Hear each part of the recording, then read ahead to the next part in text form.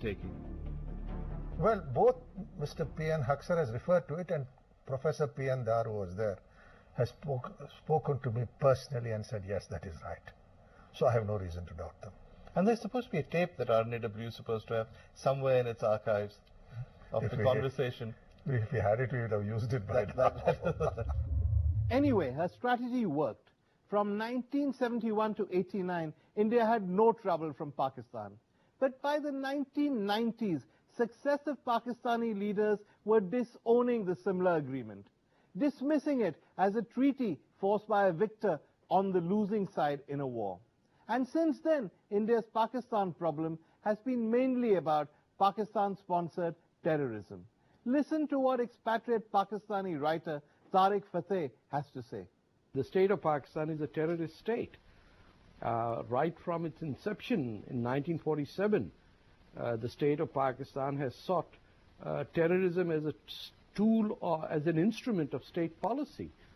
Whether we look at the 1947 invasion of Jammu and Kashmir or the 1948 invasion and occupation of the independent state of Balochistan, or the 1971 genocide in Bangladesh, where 3 million people were killed. And as long as there's a Pakistan that is based on Muhammad Ali Jinnah's two-nation theory of contempt and hatred towards the Hindu, there will be terrorism as an instrument of state policy. So it all boils down to this: how do we handle Pakistan? Narasimha Rao believed that the solution was to quietly run our covert operations. He was, after all, Indira Gandhi's chela. But one of his successors as Prime Minister, Inder Gujral, took a diametrically opposite view. He believed that friendship and dialogue were the way forward. Gujral went so far as to ask RNAW to wind up its networks in Pakistan. Assets cultivated over decades were suddenly lost forever. In retrospect, that dovish stand cost us big. Look, I personally believe that we made a very serious mistake. This started in Mr. Gujral's time, and following the nuclear test Mr. Vajpayee went, in having a formal dialogue process.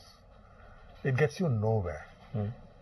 You need a process of engagement. And there's one thing we must remember, that what the army calls is asymmetrical warfare, which means war they wage on us which we cannot respond to symmetrically, is a part of their policy. And therefore terrorism, starting Punjab, Kashmir, Nagaland, you name it, even with our minorities, inciting them. This is very much a part of military thinking.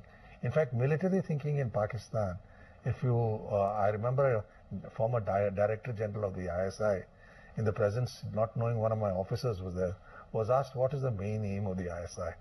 And he said, our aim is to weaken India from within, and we can do it.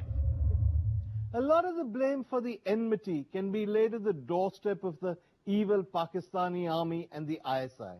But the view that the civilian politicians want to be friends is more than a little naive. When the Kashmir insurgency started, Benazir Bhutto was Prime Minister. She supported and encouraged the extremists. Since then, it's made no difference to India who is in power, civilians or the military. Remember, Nawaz Sharif was Prime Minister during the Kargil War, and though people pretended that the army had gone behind his back, nobody in the know actually believes this. I know he was briefed twice, once in GHQ and once in Skardu. He was. And the fact of the matter is that I think at that point in time, he was led up the garden path by the military, who told him when he visited that you could even perhaps see the lights of Srinagar from the Kargil heights. But later on, I think he learned his lessons the hard way. Nawaz, you must remember one thing. The Muslim League in Punjab has very close links with certain hardcore Sunni groups, like the Lashkar-e-Jhangvi, which is very anti-Shia. They have very close links with the Lashkar-e-Taiba. The Lashkar-e-Taiba was initially funded by Sharif's father. But I think with the passage of time, Sharif is coming to realize that these outfits have been taken over by the army. So in his present incarnation, I would say that I would think he's the best we can have there. Asif Zardari was Prime Minister during the Mumbai attacks, and of course Nawaz Sharif heads today's Pakistani government, the people who think that we staged Pathankot ourselves. The truth is that Pakistani politicians win votes when they attack India. Narendra Modi आपको एक पैगाम देना चाहता हूं कि ये जो आप अपना मसल दिखा रहे हो सियालकोट के बॉर्डर पे, अगर आपका ख्याल है कि पाकिस्तानी कौम खौफजदा हो जाएगी और डर जाएगी, गलतफहमी में ना रहो। ये नया पाकिस्तान बनने जा रहा है। फौज और पाकिस्तानी कौम इकट्ठी है, कोई शिकस्त नहीं दे सकता इस मुल्क को। On that sobering thought, let's take a break. When we come back, we'll come back to where we started. Where does the Indo-Pakistan relationship stand under Narendra Modi? Welcome back. In order to figure out how Prime Minister Modi is managing the Indo-Pak relationship, we're looking back at what successive Indian Prime Ministers have done. Between 1998 and 2004, A.B. Vajpayee made many attempts to reach out to Pakistan's leadership, a visit to Lahore, a summit in Agra, but it made no difference to the level of terror. After the standoff following the parliament attack, we had a large amount of negotiations back channel. And Brajesh and his counterpart reached an agreement that Pakistan will give a solemn declaration at the level of President Musharraf that territory under Pakistan's control, which meant Pakistan occupied Kashmir also, will not be used for terrorism against India. Now, at that time, Musharraf was under huge pressure from the Americans post 9/11, so he signed on. But that had its own dynamics, and I must say, as a result, the other point was the ceasefire in Jammu and Kashmir. It didn't come about because the Pakistan army loved us, but because our army gave them such a pasting with artillery in the Neelam Valley that they had little choice but to sue for a ceasefire. Now, they observed that ceasefire, and frankly, if you go back on the record, between 2004 and 2007, there were hardly any terrorist attacks. Yes. There was the ceasefire held, and most important to my mind, we made substantive progress in reaching a framework, broadly agreeing on a framework to resolve Jammu and Kashmir, which really in effect meant the line of control would become the border, but we don't call it the border. His successor, Manmohan Singh, believed, perhaps naively, that some lasting peace was possible. He negotiated a Kashmir settlement with General Musharraf, but nothing came of that because Musharraf was overthrown. Nevertheless, Dr. Singh kept at it. He wanted a joint terror mechanism, suggesting that both countries were victims of terror. And a conciliatory statement of Sharm el-Sheikh was so soft on Pakistan that his own party revolted. What happened at that point in time was President Musharraf ran into trouble at home. And he let us know that let's put it on hold. And then it never came back because when Kayani took over, he went back to the bad old ways. And General Rahil Sharif is, no angel. What India probably needs, and certainly what the electorate expected Narendra Modi to do, is to return to the no-nonsense approach of Indira Gandhi. But that's not feasible anymore. The fact that we are both nuclear states now makes a conventional war where India has the military advantage impossible.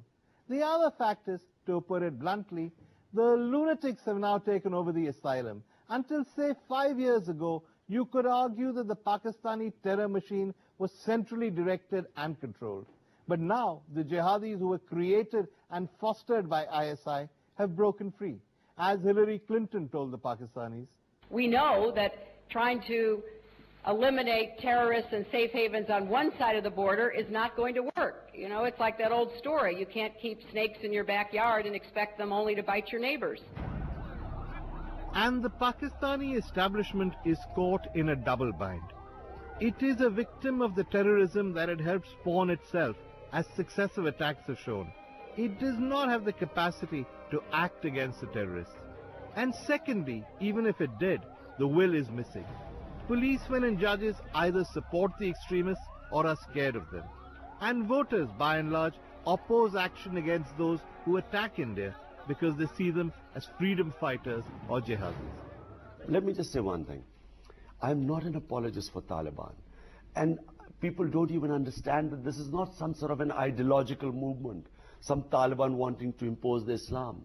These are our own tribal people who are reacting, who are joining Taliban not ideologically but politically.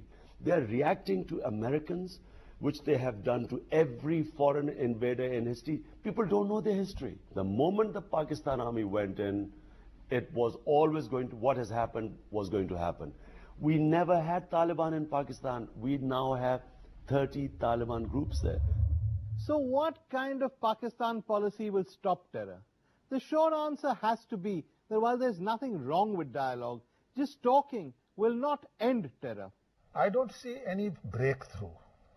But let me put it this way, Veer, that look, all policies have to be calibrated. There has to be carrot and stick. We have several leverages to pressurize Pakistan. I can tell you, for example, at the present moment, their army is fighting in all 4 provinces, their own people. In the northwest frontier province alone, the Pashtuns, almost 1 million of them have been rendered homeless by army operations, have not been rehabilitated. These are, there is a lobby out there which, we can utilize.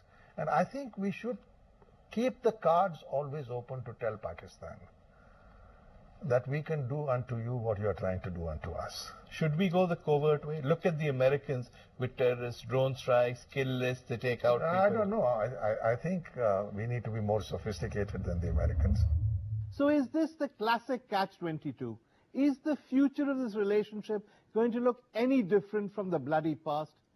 So far, at least, we can see no real difference, no matter how strong Narendra Modi's election rhetoric may have been. Pakistanis like to think that India is as obsessed with them as they are with us. They're wrong.